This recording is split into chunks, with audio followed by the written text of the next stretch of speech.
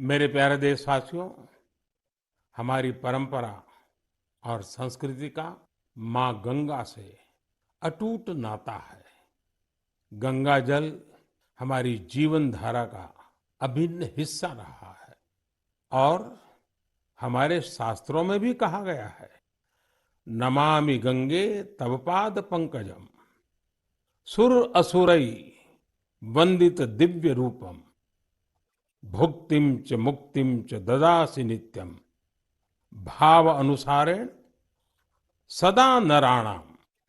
अर्थात, हे माँ गंगा, आप अपने भक्तों को उनके भाव के अनुरूप सांसारिक सुख, आनंद और मोक्ष प्रदान करती है। सभी आपके पवित्र चरणों का वंदन करते हैं। मैं भी आपके पवित्र चरणों में अपना प्रणाम अर्पित करता हूँ। ऑर्गेनिक फार्मिंग करेंगे तो सिर्फ आपकी ही सेहत ही नहीं बल्कि आपके पैसों की सेहत भी अच्छी रहेगी। ऑर्गेनिक फार्मिंग सीखनी है तो फ्रीडम ऐप को अभी डाउनलोड करो। ऐसे में सदियों से कल कल बहती माँ गंगा को स्वच्छ रखना हम सबकी बहुत बड़ी जिम्मेदारी है। इसी उद्देश्य के साथ 8 साल पहले हमने नमामि गंगे अभियान की शुरुआत की थी। हम सभी के लिए गौरव की बात है कि भारत की इस पहल को आज दुनिया भर की सराहना मिल रही है। यूनाइटेड नेशंस ने नमामि गंगे मिशन को इकोसिस्टम को रिस्टोर करने वाली दुनिया के टॉप 10 इनिशिएटिव में शामिल किया है। ये और भी खुशी की बात है कि पूरे विश्व के 160 ऐसे इनिशिएटिव्स में नमामि गंगे को यह सम्मान मिला है। साथियों, नमामि गंगे अभियान की सबसे बड़ी ऊर्जा लोगों की निरंतर सहभागिता है। नमामि गंगे अभियान में गंगा प्रहरियों और गंगा दूतों की भी बड़ी भूमिका है। वे पेड़ लगाने, घाटों की सफाई, गंगा आरती, नुक्कड़ नाटक, पेंटिंग और कविताओं के जरिए जागरूकता फैलाने में जुटे हैं। इस अभियान से बायोडायवर्सिटी में भी काफी सुधार देखा जा रहा है। हिल्सा मछली, गंगा डॉल्फिन और कछुओं की विभिन्न प्रजातियों की संख्या में काफी वृद्धि हुई है। गंगा का इकोसिस्टम क्लीन होने से आजीविका के अन्य अवसर भी बढ़ रहे हैं। यहाँ मैं जलज आजीविका मॉडल की चर्चा करना चाहूंगा, जो कि बायोडायवर्सिटी को ध्यान में रखकर तैयार किया गया है। इस टूरिज्म बेस्ड बोट सफारीज को 26 लोकेशंस पर लॉन्च किया गया है। जाहिर है, नमामि गंगे मिशन का विस्तार, उसका दायरा नदी की सफाई से कहीं ज्यादा बढ़ा है। ये जहां हमारी इच्छा शक्ति और अथक प्रयासों का एक प्रत्यक्ष प्रमाण है, वहीं ये पर्यावरण संरक्षण की दिशा में विश्व को भी एक नया रास्ता दिखाने वाला है।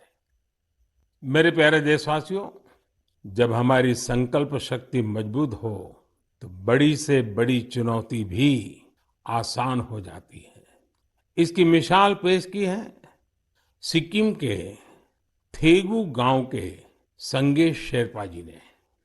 ये पिछले 14 साल से 12,000 फीट से भी ज्यादा की ऊंचाई पर पर्यावरण संरक्षण के काम में जुटे हुए हैं।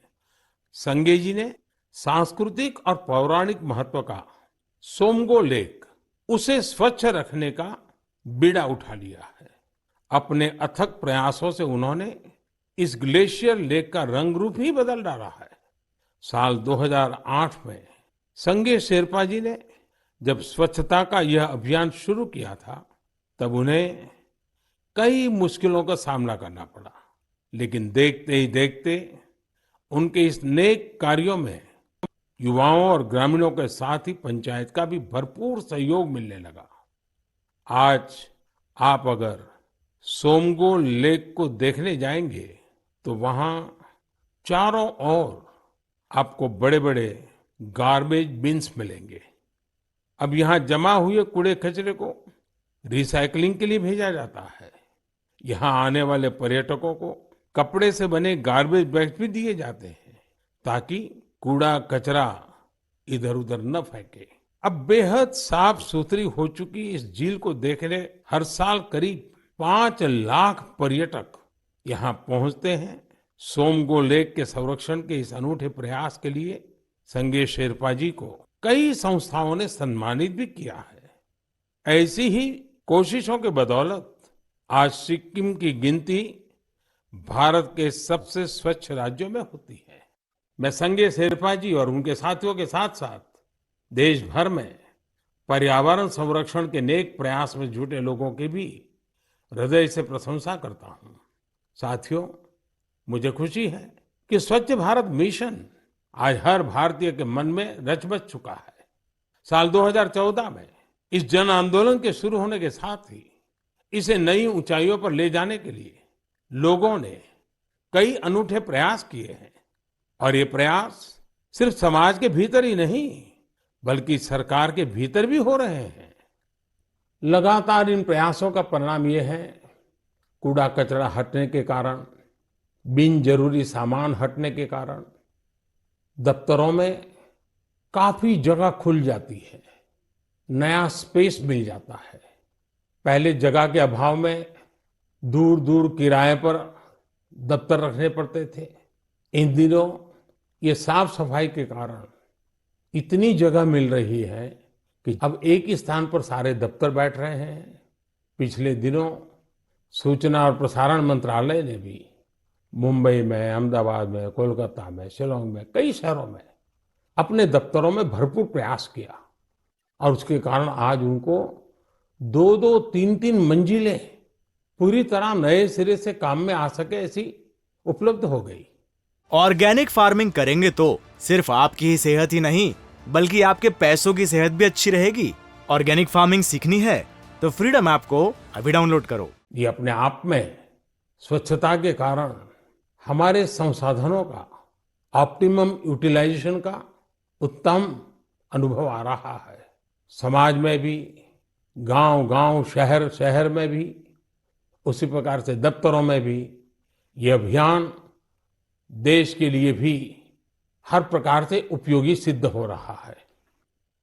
मेरे प्यारे देशवासियों, हमारे देश में अपनी कला संस्कृति को लेकर एक नई जागरूकता आ रही है, एक नई चेतना जागृत हो रही है।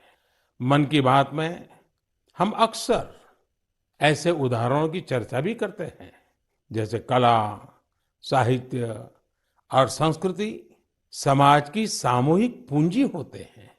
वैसे ही इन्हें आगे बढ़ाने की जिम्मेदारी भी पूरे समाज की होती है। इंडिया टीवी हर वक्त हर जगह डाउनलोड करने के लिए सर्च करें India TV news Google play store या ऐप स्टोर पर।